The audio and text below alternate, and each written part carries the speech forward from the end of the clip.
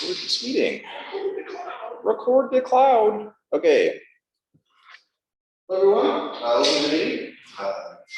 We have a few people that said they couldn't show up, so let's go ahead and get started a couple minutes early. So I think this is about what we'll expect to come. We wanted to start off with this radar image here. Just take a couple seconds to bask in its glory, see what's going on here. As Andrew Pritchard says, as we all know, rain showers move north in Indiana and south in Illinois. I'm going to close this window for you guys. It's not clouding your view. But yeah, so the key to what's causing this, you can kind of get a hint based on the imagery itself, but you can definitely see that the modes of precipitation between here versus here, they're not the same. They clearly look different. And so we just need to look at the different levels of the atmosphere to kind of see why this is happening and why one set of rain showers are moving this way, whereas the others moving this way. The reason is actually pretty simple. That's the more western rain showers. Those are a result of low-level convection effects. Basically, northerly winds coming off of Lake Michigan. They are reducing convection. Basically, winds move faster across the lake because there's less friction. And when you do hit land, there's more friction, and that friction induces convection. And so that's where those showers are coming from. And obviously, the northerly wind is causing them to travel southward, as we see here. To the east, though, what we see is actually stratiform rain, which is formed in the mid-levels. And what you see is that in the mid-levels, there's this nice trough here. We're looking at, what is this, 500 millibar heights. And so, yeah, you can see this trough here. And where these storms or these showers are, there's a southerly wind. And so that's, of course, is what's guiding these showers north. And so this is a great demonstration of wind shear in action. Obviously, it's lower level versus mid-level winds that's driving this phenomenon. Pretty cool. There could be a number of things that's causing that stratiform rain. Just could be like, affecting over the theta surface, or some other phenomenon. But that's what's going on. Just a cool little tidbit that we noticed. But yeah, welcome to the meeting. It's the fourth meeting this semester, week 5. How's everyone doing so far? How's your semester so far? Well, I expect it to be dead by now, but I'm doing fine. It's already midterm season for a lot of us. I have a midterm tomorrow. I know it's not great, but I have a midterm on Friday. What was that? I have a midterm on Friday. Yeah, I know. It's college. I hate midterms. I really do, but that's how it is. But yeah, a couple announcements. First of all, Weather Challenge. Weather Challenge starts next Monday, the 27th. We don't know the forecast yet, right? Cool. All right, so we'll figure that out later. We're going to post all that information, of course, in the Discord. I'm going to send you a Discord. We should keep track of that if you're doing that. Another announcement is this weekend, the U of I is hosting its Midwest student conference on atmospheric research. MISCAR is its acronym. Any of you, is there anything notable about that? I mean, it's a great conference. You should all go. If you go to the I just logged out of that. I can pull it back up.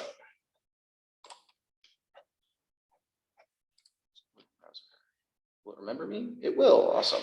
and then go to the conference section. Right there. Right there.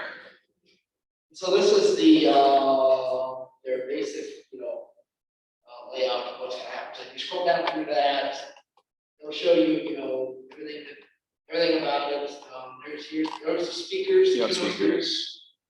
Then if you keep going down some more, it'll basically give the layout of the land as to what's going to happen. So keep going down. Here we go. Yep. So this is the schedule. It's a long one, 9 a.m. to 9 p.m. With breaks in between, but it's going to be a fun time if you scroll down some more. So there's that. The previous image was Saturday. This is Sunday. Sunday not so long. Main part is just the workshops. And if you scroll down some more, you can actually get into the presentation. So these are the actual presentations. So as you can see, session 1 on Saturday deals with winter weather. All of these oral presentations by graduate students, typically, or undergraduate students, depending on where they're at. Session 2 is severe weather, late morning to early afternoon, and then some pretty good talks here. Session 3 is tropical weather, which will be very interesting. And then session 4 is land surface interactions and pollution. And then after that, there's all these different posters that you can actually look at and see, what their studies were, what they are. They're not giving a oral presentation, but they'll still have their poster there. I mean, these are the abstracts for the oral presentation. You can go through all those, but you don't have to. But yeah, that's pretty much what's going to go on this weekend. It should be a fun time. And all of these presentations are really from all over the country. There's some from California, Florida State. There's some presentations from India,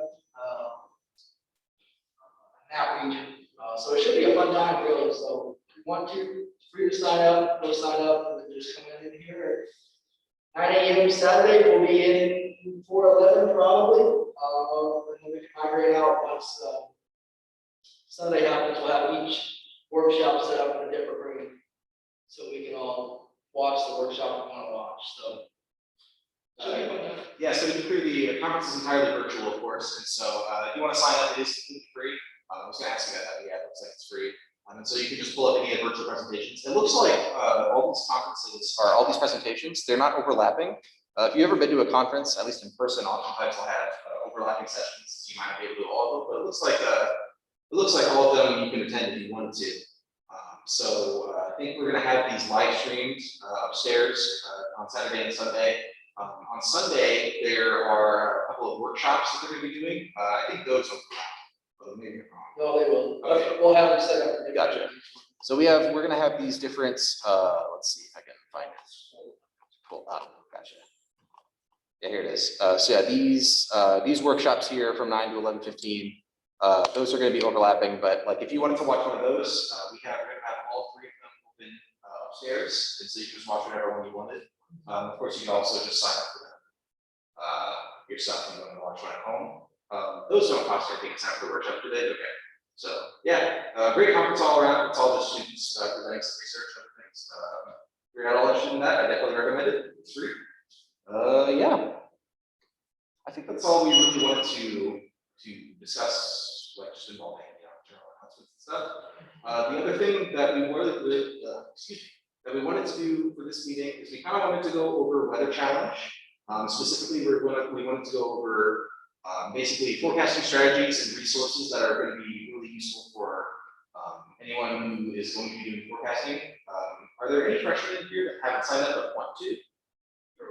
For a weather challenge?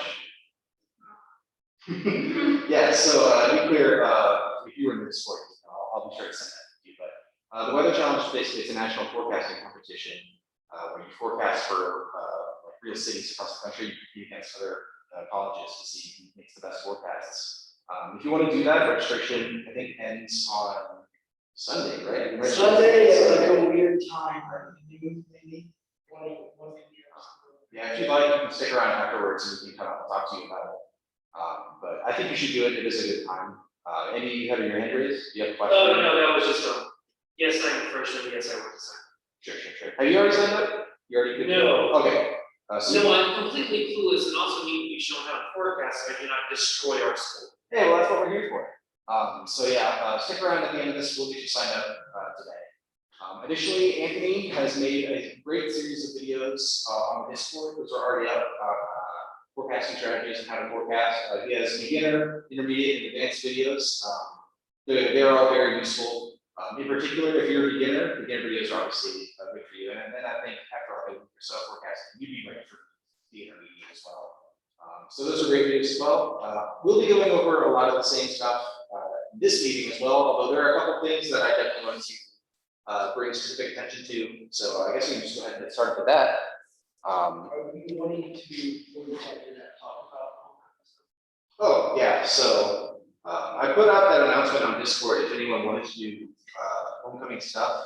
And from what it looks like, there wasn't too much interest. I think 3 people said they would be available on Saturday and 2 on Sunday. Which one is the town thing again? That was on Saturday morning. And so if we really wanted to, we could probably still get signed up. The deadline is technically passed, but I'm sure we could get in. But they didn't see like many people were interested. So I was out of town that weekend, I mean, well, out of this town, so I didn't see it, so. no, it's perfectly fine. So I guess we can try to get that together if we wanted to, but the main events that we would be doing are this weekend, which are our last conference. So. But, okay. All right. I guess we can start on Weather Challenge then. So the first thing I wanted to talk about is the website itself. When you go to weatherchallenge.com, this is the website. And if you want to submit a forecast, you can just go here. To submit a forecast, you need to put in your forecaster ID and password. You make that when you register. Additionally, make sure that you have your school set to Western here, or else your forecast won't go through. They'll give you an error message, so that's fine. The big thing is that forecasts are due each day at 0Z, that's 0 UTC or universal time. The big thing is that it changes depending on whether or not we're in daylight or not. Right now in Central Daylight Time, 0 Z is 7 p.m. So you need to make sure that you get your forecast in by 7 o'clock. But once the clocks spring backward, a month or so, that time will change to 6 o'clock. And so what sometimes happens is students, they're used to submitting forecasts at 6:30. And then when the clock changes backwards, they end up missing the forecast. So we definitely want to make sure that you keep track of when that deadline is. Additionally, you're going to be making forecasts for the next day from the period between 6Z and 6Z. The local times for those cities that you're forecasting for will obviously change depending on what time zone they're in. We could be forecasting for cities as far east as Bangor, Maine, and as far west as Honolulu. So you want to make sure that you understand which time zone your forecasting is in, so that you know which periods you're forecasting for, which sets of times. To submit your forecast, all you got to do is put in your numbers here. It's pretty easy. You can forecast up to 4 days in advance if you wanted to. Generally, your forecasts are going to be worse the further out you go, though, so you're definitely going to want to put a forecast in every day. The big thing is missing forecasts heavily punishes you. If you miss a forecast, basically the way Weather Challenge scoring works is you're given error points based on how different our your submitted values are from the picture values. And what happens is if you miss a forecast, you're automatically assigned 10 error points, right? 0 if you don't put anything in. Right. So if you completely miss a forecast, there's nothing in there, you're assigned 10 error points, which is the equivalent of being off by 10 degrees. Then you get the 10 points error points on top of whatever forecast they automatically. Right. So the other thing that really dings you is I'm pretty sure if you don't put in any forecast, what it does is just defaults to a climatology forecast. Is that correct? If you know anything about climatology forecasts, they're really bad because they're based on 30-year averages and not on what is actually going on with the weather. And so you'll end up taking your score for that city because you're given a bunch of error points for a bad forecast and missing the forecast in general. And additionally, you'll be taken out of contention for forecasting for a medal. And if you miss too many forecasts, then you'll be taken out of the team tournament as well. So you definitely want to make sure that you get your forecast in as often as possible. However, we do also understand that sometimes life happens and you might miss it. There's a good way that we can try to mitigate the effects of missed forecasts, and that is by doing this. Whenever you submit a forecast, let's say we're just submitting a forecast here, I don't know, just random numbers, 534 inches. If you wanted to, if you want to safeguard against missing a forecast, what you can do is you can press this guidance forecast button right here, and for these 4 days. What that'll do is instead of just giving you a climatology forecast if you miss, what it'll instead do is give you a guidance forecast. I'm not exactly sure what guidance is. I think it's the GFS, it's GFS boss or GFS models. Right. One of the two. Basically, it autofills your forecast with a model-based forecast rather than just the climatology, which is going to be a lot better than the climatology. Additionally, if you miss a guidance forecast, you're not going to be given any error points the first time you miss. And I think you're getting 5 if you miss with guidance. So it's overall a lot less punishing if you do select guidance forecast and then end up missing the forecast. I'm saying forecast a lot, I'm sorry about that. But yeah, so I would say every day, whenever you submit your forecast, also make sure that you put guidance here. so that you can mitigate the effects of missing forecasts, but also set a timer, make sure that you get it on time. It's just really going to help us in the team firm if you guys are getting it on time. The last thing I will say here is I would recommend changing this to yes. It'll email you basically a receipt of your submission. That safeguards you from the event that there's like a database failure or something like that, or server failure. There's still a record of the forecast that you submit set, so it can make sure that your values get in. Additionally, also make sure that you know that your forecast went through properly. If you think you submitted but something went wrong, if you don't get the email, then that means you know that there's something wrong and you have to resubmit. So that's just a safeguard against that. I think that's all I wanted to talk about for this screen. Yeah. All right. So now I guess we can. Oh, go ahead. If you're not going to talk about this later, how long does creating a forecast on average take? Yes, that's a great question. So I will go over that. Basically, it just depends on how much time you want to take. Obviously, life happens. Sometimes it's not possible for you to devote, 30 minutes or whatever to create a forecast. And so there are plenty of resources available to you where you can make a forecast in like 2 minutes. That's totally fine. It happens to all of us. I will show you resources for that in this presentation. So there's no worries about that. But getting into sort of the forecast process, the first thing you want to do when you're given your forecast city, you don't want to actually look at the weather first at all. What you want to do is you want to bring up Google Maps, get rid of that, and you actually want to look at where your city is. There's 2 reasons for that. First of all, you got to know where your city is, because if you're looking at weather maps, you want to know where you're forecasting. But more importantly, a lot of cities, their weather is heavily impacted by their geography. And so, for example, last year we forecasted for New Orleans. Obviously, New Orleans is on the coast, and so the wind direction is going to very heavily affect what kind of weather conditions it's going to observe. If winds are coming from the south, and this is something that Anthony pointed out in his videos, you're going to expect warmer temperatures because it's so warm down there. You're going to expect more moisture, and so that could be more precipitable water for rain. It could be faster winds because they're coming off the ocean versus coming off the land. So those are the kinds of things you want to look out for. He also made an example of a city out in the mountains. If you've got, here's Pueblo, for example, if you've got winds coming down from the mountains, they're going to be a lot faster and a lot warmer than they are if they're coming in from the east here. So that's something you want to look out for. You want to make sure that you understand the geography of the town that you're forecasting for. The next thing that you would want to do, at least that I do, this is my forecast process. What you'll want to do is you'll bring up the National Weather Service office for your city that you're forecasting for. Let's take New Orleans as an example again. So we can go here on weather.gov. You can click on where you want to have your things for. I'm going to duplicate this page real quick. There are a couple of reasons why you should probably go to your National Weather Service office's website. The first reason being that they have some resources that'll give you a general lay of the land regarding like the weather that's going on. They have this weather map, which basically gives you a synoptic overview of what kinds of things are going on. So you can see where the fronts are, and you can see the conditions over the next 3 days. Additionally, the other thing I like to do on this website is we can go to New Orleans thing, and we go right here. I showed this in a previous meeting. We can go to the forecast discussion here. The forecast discussion is basically the Weather Service office telling you what they're looking for when they're forecasting. So, for example, they might tell you, oh, on Wednesday, there's a cold front coming through, and the timing of that cold front will determine when the rain happens, when the temperature drops, et cetera. So that's the kind of thing that you can look for when you say, okay, when I forecast for Wednesday, that's what I need to look out for.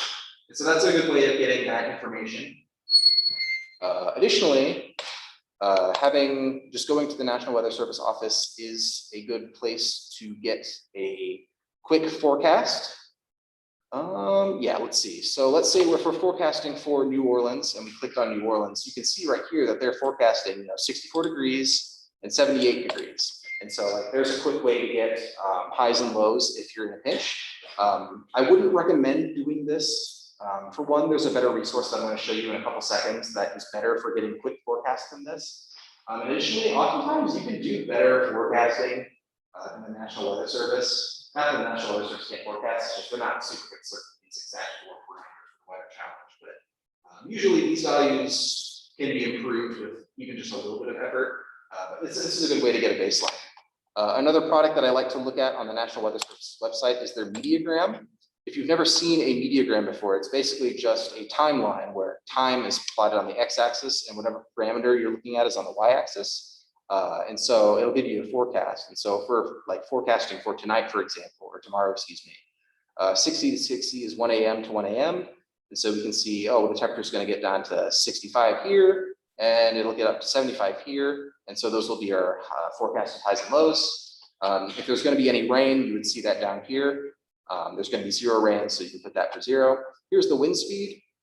I'm going to show you a better place to get wind speed, but here on the mediogram, you can see wind speed. It's in miles per hour, so if you were to get it from here, you would have to convert it to knots. Oh. Where's the surface wind? Switch that to knots. Surface wind. Oh, there you go. All right. And close the- Okay. So yeah. So if you already have a quick forecast, this is one of the places you can get it. You can just say, oh, okay, here's the low 64, high 75. Let's see, max wind speed probably around 8 knots and 0 rain. So if you were in a pinch, you could do that. I will say, don't use this website for wind. I'm going to show you the better website right If now. if I was a bad person, I would say the next website would show probably have a wind around 14, 16 knots is my guess. Yeah, I don't think it'll have it for this period.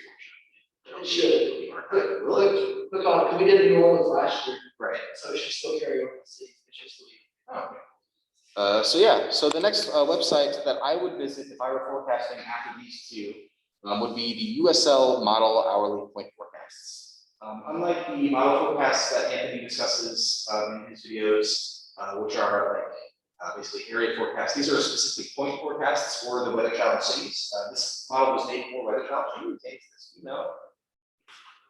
It's that microclimate word, Yeah, I don't actually know the people who are maintaining but this. I don't know a whole lot about it.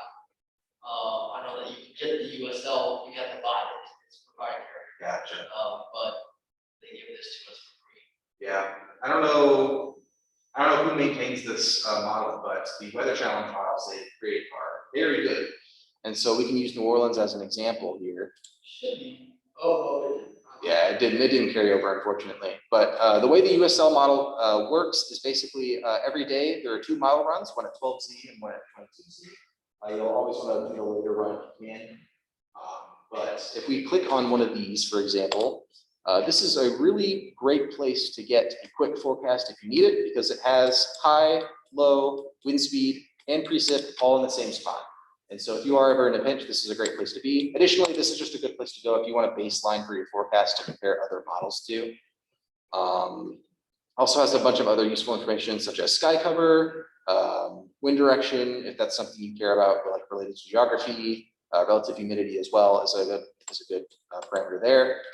What I will say, when you forecast for wind, and this goes for everyone, I need you guys to understand this. Use this value. Use the USL's max wind speed. I don't know why, but for whatever reason, this point forecast model does so much better for forecasting wind than any other model that we have access to. The reason is because wind is really hard to forecast. It's a very local phenomenon on the local scale. And so forecasting it with really big grid cells like the global models do, it's just not really easy to do. And so what you'll see is if you try to look at wind speed values for these global models, it's just, they're going to be all over the place. They're not going to be correct at all, and they're not going to correlate with each other even a little bit. And so what I'll say is always just use this value. However, sometimes this website is not up. Sometimes they don't update it for the Weather Challenge city right away, and sometimes the website's just not maintenance. And so if for whatever reason you can't use that value for wind, the next best thing I would do is like get wind speed maximums from a bunch of different models. I would average those, and then I would probably increase that value by 20 to 30%. They generally tend to underestimate the wind. Does that sound about right? Yeah, so go ahead and hit that. Sure. Then go up to Goodland and see if Goodland is still updated. They are. Oh, okay. But yeah, that's, I mean, we used to have BIOS reports, I can still probably make a BIOS report, but it just takes But yeah, I mean, if it comes down to the USL's not working right away, it's only been down for maybe a day time. You know, not down forever. Right. But if it does come to that point, like you said, it's the actual rate is going to be, it's going to be more than what the GFS, the National Weather Service, it's going to be more than what they say, 9.8 times out of 10, maybe even 9.9 times out of 10. I think the maximum wind value I've seen on here last year was 52 knots. Which actually got pretty close. Weather Service maybe at most low 40s.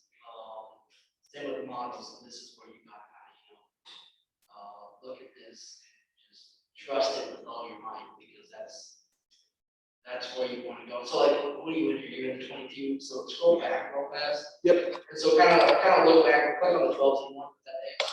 And so this is where it kind of gets, you can look and see, what's persisting, what's changing. So here, I think the only thing that changed was the wind speed. Yep. That's right. And so, at that point, you can say, do I want to go higher on the wind if the latest model is going a little bit higher? If there's a huge jump, then you would really know, okay, maybe I should go a little bit higher, because the latest data is showing a huge jump in wind. If there's a huge decrease, maybe you want to go in the middle to where, it's not, you're not too far off the ballpark, but you're not going to be so far. You're not so far low, so far high, you're right in the middle to where you think you'll be okay. Sure. But yeah, what you said there, that's pretty accurate. Yep. So everything that I just described, the first two steps, you'll probably do that in the span of just basically once for every city. Get to know its geography and then get to know the surrounding region. And then looking at the USL, that'll take you all of a minute to look at this to see what they're predicting. So you can get a baseline for your other forecasts. Yeah, anything, Andy? Yeah, so you said that the forecasts are due at 0 Z. What's that relative to us? 7 p.m. Yeah. 7 p.m. Right now, the daylight time is 5 hours ahead. Right. Yeah, okay. So when you put in this forecast, this is forecast for the day after the due date, right? Yes. This is for, if you were putting in your forecast on Monday, you would be forecasting for 6Z to 6Z on Tuesday. Does that make sense? So basically, 6Z is pretty much typically around midnight. Well, so for 24 hours starting from due date. Starting from 6Z after due date. So yeah, you're gonna forecast, put your forecast to 7, Alright. and then it's pretty much gonna start. If it's the West Coast, it'll be 6Z is, let's see, 10 p.m. yeah, it'll be 10 p.m. is when it'll start. But if you're on the East Coast, it'll be 1 a.m. So you gotta kind of know your local times and know your Zulu time. Oh, God damn it, I hate this time. And so that's your main thing, is keeping those times, especially with the time change. You're gonna get a little bit more. You're gonna be, for a day or two, you'll be a little confused, because even then, the model runs come out at different times. The USL comes out at a different time. Everything just gets all switched around to where you can have. But yeah, you're forecasting at 7 right now. So let's say if there was a city, I don't know, we'll say Peoria. Peoria is, let's do Peoria. If we're doing Peoria, it would just be 60 would be what, 1? Is that 1 a.m.? Or is it, no, that's 1 a.m. 1 a.m. Yeah, so that'd be 1 a.m. So if that was fine, we'd be forecasting 1 a.m. to 1 a.m. But if we happened in New York, then it would be from 2 a.m. And then, if it was a city out west like Denver, then we'd be doing from midnight to midnight. And then Los Angeles would be 11 to 11. Honolulu would be, oh gosh, probably 10 to 10. I don't know the Thanks hour. for making me think of that. But yeah, so then when the time changes, 6 for us will be midnight. And then 60 for New York will be 1, everything is shifted back. Right. So that's This is why we make daylight savings, just in general. It just makes everything else. That's everyone. Yeah, Is there a good reason to have daylight savings? I don't know anyone who likes daylight savings, but that's not here nor there. Brandon likes daylight savings. Oh, those are racing. But regardless, yeah, that's that's what you want to look out for. Everything I've discussed so far, that can take you, 5 to 10 minutes to formulate you at least an all right forecast. I don't know if you do decently in the challenge, but of course, just putting in model numbers isn't exactly the best way to forecast. So now what you want to do is you want to sink your teeth into some of the other models to try and refine these numbers that you might get from WxChallenge or the National Weather Service. And so there are a number of websites you can do that. Anthony showed off College 50-page meteorology in his videos. He also showed off Pivotal Weather, which is the ones that a lot of us use, slightly less user-friendly, but I like it a lot. Let's see, this is the homepage. If you want to do it, you'll go to models here, and this will give you some of the model outputs. Let's see, if we wanted to do New Orleans, we would have to zoom in here. So we'll change our region to, let's see, Southeast United States. New Orleans is right down here. Nolans. Let's see, we'll do forecast loop so we can scroll. So let's say you wanted to find values for high and low temperature. What you would do is you do 2 meters above ground level temperature, and then you would start at 6Z. So yeah, then you would just look for the lowest value in between Thursday 6Z and Friday 6Z. This number right here is probably just a world, right? Yeah, that's good for a lot. Right. So what you can do if we were forecasting New Orleans here, it'd be really easy. We would just scroll through these times and find out when the value is lowest. So right here, the value is at 66 degrees, and so that would be your forecasted low. In general, your low temperatures happen in the morning right before sunrise. And your high values will be in the mid-evening or afternoon, excuse me. That might change though, depending on if there's like a cold front or whatever else going through. So you'll want to make sure to keep track of that. In general, that's where you can expect your highs and lows. Does this model have a max? Does it? That's a good question. I haven't actually seen that at all. Yeah, I don't see that, unfortunately. Okay. But yeah, and then we can go to, all right, so start at 60, and then we can try and hunt for the maximum value as well. And so it looks like for this period, the maximum value was 77 degrees at 21Z. And so your high and low temperature from this model anyway would be, what was it, 68 and 77? Yeah, what's important here is for these local models, they go in 3-hour increments. Yes. And so you could very well miss the high because it's a 3-hour increments. And so, that's something to keep in mind when you're using local models like the GFS, the NAM, NAM's the regional model, and the Euro are the ones that you have to keep in mind for that. Yes. There are other models as well, of course. A thing that I like to do for forecasted precipitation amount, that one's usually the hardest parameter to forecast if there is going to be rain in the forecast. The way you can do it though is by clicking on this this forecast or this model output here, 24-hour cumulative QPF. What you can do is if I'm forecasting for 6Z to 6Z on Thursday, I can just go to Friday at 6Z. Let's see, Friday to 6Z, and it'll give me precipitation values for the previous 24 hours, which is exactly what we're looking for. Of course, for now, the precipitation is 0 because there's not going to be any rain tomorrow. But that would be a good way of getting that 24-hour precipitation total. Yeah, you already know where to get wind, so I'm not going to show that off. But yeah, once you do that for one forecast model, you would go here and you would look at probably a bunch of other models to see what they're saying. Some good ones that you should probably look at are the Euro, the NAM, the HER, which is high resolution rapid refresh model. There are a couple others here too that you might want to look at as well. The big thing that you'll want to do is you'll want to basically get values from different models and compare them to see, are some models trending toward one value, and are there any outlying models? And if so, you might want to diagnose why. I will say I don't like having to switch between the models like this on this website because, like, I'll go to the NAM and then I have to, scroll to my time value again. It's just not very convenient. And so one place that I do like to go to see all the models at once is a place called Iowa State Mediagram. You can go here.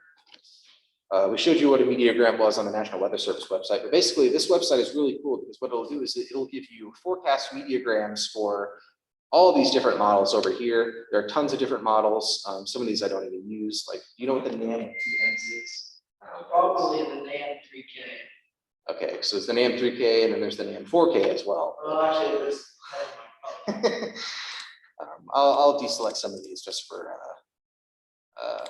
simplicity's sake, but you can take however many models you want, and then you just type in your station code, which for New Orleans is KMSY. No, not KMSY. So what you can do here is you can scroll down here. Here is the temperature forecast. You can see the differences between all of these models, on this timeline. And so One thing you could do is scroll back up. I think you just select the model average. oh, that's a good one too. And then try it again, click and regenerate So here's forecasted temperature, for example, and so you can see the differences between the models. If we like put our cursor down here, you can see.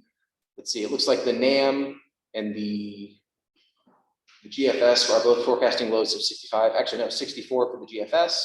But you can see that the MOS models are actually forecasting lower than that. Anthony talks about MOS in his videos. You should definitely check that out. Those are generally pretty good. They're called model output statistics. You can see that plotted on this website as well, obviously. Hello. I'm sorry. No, that's all good. It's all good. This meeting was recorded, so but yeah. So yeah, what we would do here is we would just find what the lowest values are for each of these models. You could write them down, you can compare them, you can look for trends, that kind of thing. I'll show you forecasted wind speeds to kind of show you what I mean when I say these models just aren't very good. Like what information can you glean from this? It's just not very helpful. This is why we tell you to look at the USL when you get wind values, because this is not very helpful. And even if you can get values from here, they're going to be lower than what they're actually going to be. But yeah. So basically, what I would do when I look at all these models, I'm going to write down what all the models are saying. I'm going to compare them to see what they're saying. What I might do for the first couple of days in the city, if I'm not sure what the models are doing, I might just average these values to say that's the value I'm going to put in. That's what the model average here does, is that just gives you the average of all the models you have selected. Additionally, you might also see one of the things you'll notice after a couple of days of forecasting is you'll notice a trend in these models.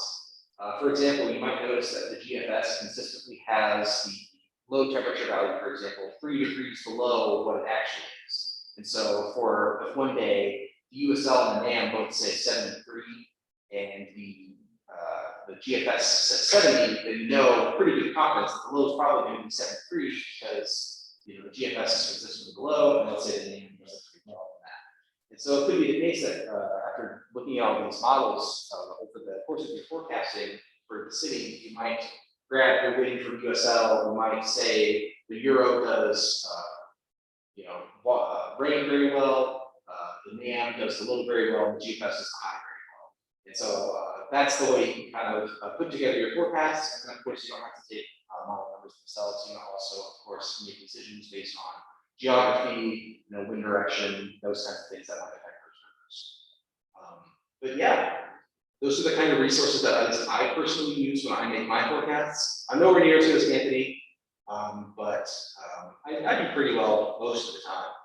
On average, I spend probably around 20 minutes a day forecasting. Although if I'm really like in the thick of the race in the city, I might spend more like an hour on the forecast just getting good values. But yeah, that's the process that I use. Obviously, this doesn't just have to be the weather challenge. Anyone who's interested in forecasting, if they're going to do it for their careers or if they're just interested in general, this is good information for you guys. These are a lot of good resources that I know a lot of people use out in the industry as well. So yeah, is there anything that you wanted to discuss, Anthony, that I didn't discuss? Only thing we could go into, I guess, would be a little bit more of the weather challenge site. I posted all this on my videos, but it looks, let me see here if they have the city poll open yet. No, okay, so. They're just going to give us the first city. Yeah, probably. let's see. And so on here, if you want to see how you're doing, you would go to results. So you would do that, and then you could go to, so basically on this school here, you can do a school, you can do by category, professionals like alumni, category 1, which is faculty and staff, category 2 is grad students, 3 is juniors, seniors, 4 is fresh sop, and there are some schools that throw in their models in here, which I tell you what, if we had access to some of these models, they're actually pretty good. I forgot what school it was last year. One of the Carolinas, their model they had like 7 or 8 models. All of them were top 10 for like Alaska. It was insane how well those models were doing. But yeah, so like for me, we go back last year, I'm going to toot my own horn here. Go to Cat 3, and then you go down to Greensboro. So typically it's 1 through 8 on your days, day 1, day 2, day 3, day 4, weekend, and then you go back to 5, 6, 7, 8. So 8's the last day. And so like if we did this, it gives it a little bit to load. So you can see here, like last year, this is the city I won. Just the top 2 get trophies. So me and this Jack kid, which I think I know who he is, but I'm not sure. And so what this tells you is, it tells you your rank, what you are, and then throughout the whole thing. So if you're number 1, you're the overall winner. But I won this category, and then here, this is what I had in for the day. 53 off by 1, 37 off by 1, hit 22, a little low on the range, that's all right. And then it goes into daily error. So I missed one, didn't miss wind, had a 2.6 point penalty for rain. And then over here, this is for the whole city, cumulative error. 21 was what I missed on the high, but obviously everyone missed the high. The low, not a lot of people missed. It was pretty accurate. Wind, like I said, used the USL. I don't know what these people were doing. Precip, same thing. And then you go over here, normalized scores, your city, the more negative, the better. So if you have a -4, you're probably number 1 in the country for the city. And same way with the cumulative, the more negative, the better. So obviously I'm -2.33. So I was 62nd at this time in the competition, but this guy here had a -2.72. So he was 26th in the country in the time of the competition. And so what you could also do, and I don't want to scare anybody off, so I'll do this. So if we go to Greensboro and do overall, you can actually see that just because you think you're going to do bad, you're never going to be last. Because look and see how many people there are here. No, that's not intimidating.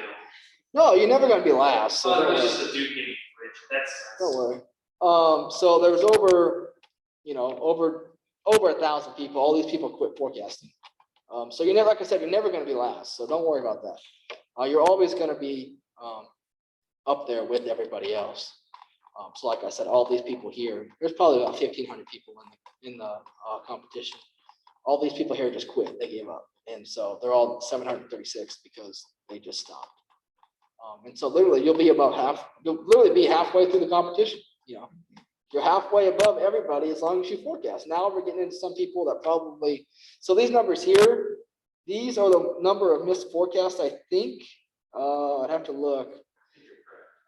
And so, yeah, so I mean, all these people missed all these. Actually, nope, that's not it.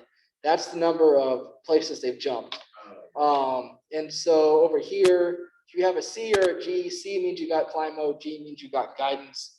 You didn't put in your Climo, and obviously Climo here, some people did. Climo was actually better than half these people, which is, kind of sad. But yeah, so that's what you can expect from the results page. And then same thing, if you want to see how the team's doing, how you're doing against other people, you may go to cumulative results, and we'll go to last year, team standings. And it takes it a little bit to compile the results. You just got to wait it out. And so last year, obviously, this team here did the best, North Carolina State University. And so you go down. You want to be in the top 16. You're in the top 16, you make the team tournament. So last year we were number 23. We didn't have that many. We have a lot more people this year, so I'm way more excited compared to last year. And I'll actually show you last year's team. So if you go down here to Western, you can actually see the team. This will be everybody that was on the team last year. And so basically, same thing as, there's fall score, spring score. So what's important to note here is if it's red, the city's taken away. So your worst city is taken away. So for me, I had a heck of a first half. And then second half, I don't know what happened. I guess I just slacked a little bit. But what this means is, your reds get taken away and your seeds, you can actually be seeded into the tournament to where you get a bye the whole first week, or you can be a wild card, which means you make your way to play in. You're playing into the tournament. You're in the tournament, but you're not officially in the tournament. It's kind of weird, but you have to play in. So yeah, last year, we had decent amount last year. 1, 2, 3, 4, 5, 6, 7, 8, 9. So okay, we're gonna have about the same amount of people as we did last year. But this year we're hoping that we can get. Who's messaging? I'm just kidding. So yeah, that's really kind of all I wanted to talk about was just that. And so when we get ready for a new city, it'll tell you at the top up here. It'll say voting is now open for new city poll, and you would just go to city poll and then you would vote. I think they're going to give us So this is what's going to happen. October 5th is when the voting will open for the next city. They're going to give us a random city for number 1. And then we can vote October 5th through the 7th. You get 1 vote. It's typically, anywhere in the country that has a regional airport. So it has to have an ASOS weather station there. It's not Macomb has an AWOS, so that won't work. Macomb will never get chosen. But local cities include, I think, Burlington, Davenport, Peoria, Springfield. Not sure about, I don't think, maybe Quincy, but I'm not sure on that one. Obviously St. Louis, Chicago, Des Moines one, Champaign, maybe. I don't know if Champaign has one or not, but those are just, some various things. And really that's it. I mean, you can read the rules if you wanted to get in there. And if you're having issues with UTC time, here's a good way to actually look at it. They have a table here. So right now we are right here, Central Daylight Savings, 5 hours behind. No, I don't know. I get confused. That's right. You're right. I get confused here. So, you're looking at this, midnight is at, 60 or midnight's at 5. So it's whatever. I don't know. I get confused on this too.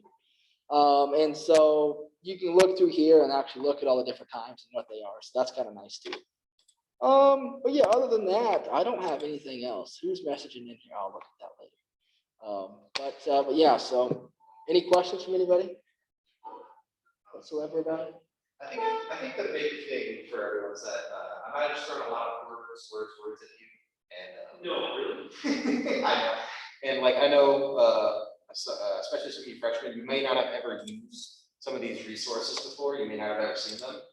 Please don't let that discourage you from doing the forecasting. It really doesn't have to be intimidating. You really don't have to spend, hours of time making forecasts. You can put as much or as little time as you want into it.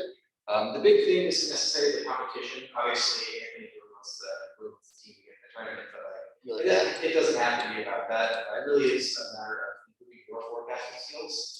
Like I said last week, my freshman year, I was scared of the challenge. I don't know how to forecast. I don't know what to do. So I didn't do it. I had to do it my sophomore year because I was in that first class. And it ended up being it was fun. And also, I got better at forecasting. I almost won 1 cities. And so it's just one of those things. It really is a good time. I do recommend doing it if you're a teenager.